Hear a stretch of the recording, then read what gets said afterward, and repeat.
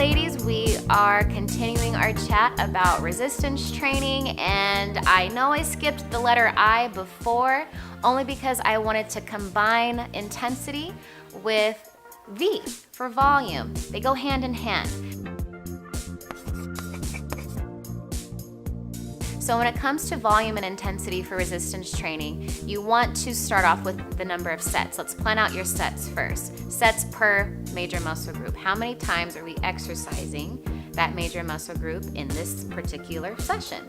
So for example, if I'm doing a bicep curl, I'm gonna do a bicep curl 2 to 4 times, set-wise. But we're talking about how many times of lifting, that's when we talk about repetitions.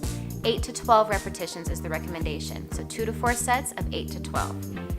Take a rest break in between your sets, meaning 2 to 3 minutes. So if I do one set 8 to 12 times, I put the weight down, I take a break.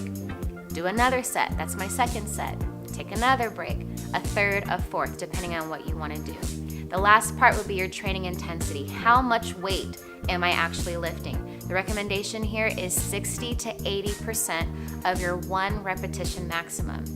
Your 1 repetition maximum takes a little bit of thought only because you need to test for this. How to test for it is you need to see how much weight that you can lift one time. If you pick up a certain amount of weight and you can lift it 2 to 3 times, that's not your 1 rep max. That weight is too light for you. Pick a certain weight that you know that you can lift only 1 time, and that's it. Now take that weight number. Let's just say if I did a chest press and I can press 100 pounds. 60 to 80% of that 100 pounds, my 1 rep max, would be 60 pounds or 80 pounds. That's my 60 to 80%. So therefore I should train my 2 to 4 sets, 8 to 12 repetitions, somewhere in between that 60 to 80 pound range.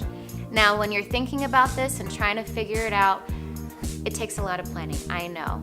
However, keep in mind that your volume and intensity will vary depending upon your goals. Intensity is inversely related to the number of repetitions. For example, if I want to build my muscle, I want to get stronger, my reps and intensity are going to change. I'm going to lift on the heavier side, but I'm going to do a less amount of reps. So that means I'm going to lift more towards the 80, maybe even 85% of my 1 repetition max. But I'm only going to do maybe 6 to 8 repetitions instead of my 12. If I'm leaning more towards muscular endurance, then that's a lighter weight, doing it more often. Strength is how much weight you can hold, you can press, how much weight you can move.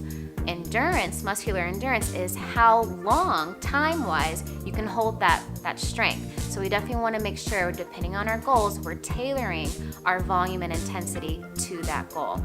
Also keep in mind, don't try to powerhouse anything. Do not do high intensity resistance training if you are not conditioned for it, only because it's going to increase your chance of injury, increase the severity of your muscle soreness, because that will happen, and also put you at risk for some serious medical complications, and that will take you out of your entire exercise program. Don't train to muscle failure. Muscle should not fail you. Your muscle should be a little bit tired. Muscle fatigue, not muscle failure. So what we don't want to do is train too high. High intensity resistance training is not recommended, only because it's going to put you at a higher chance of injury, increasing the severity of your muscle soreness, which isn't fun, or put you at risk for some serious medical conditions that will take you out completely of your exercise program. So that's not what we don't want to do.